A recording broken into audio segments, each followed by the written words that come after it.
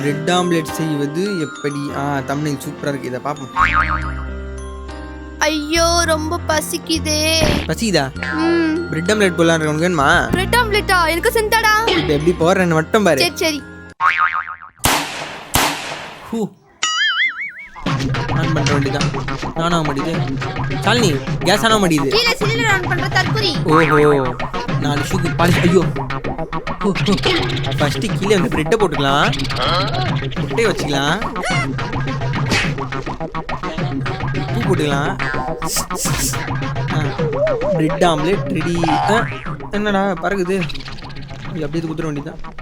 அச்சே Shalini, bread omelette ready. ஏய் தேங்க்ஸ்டா. சாப்பிடு. இந்த சாப்பிடு. சாப்பிடு.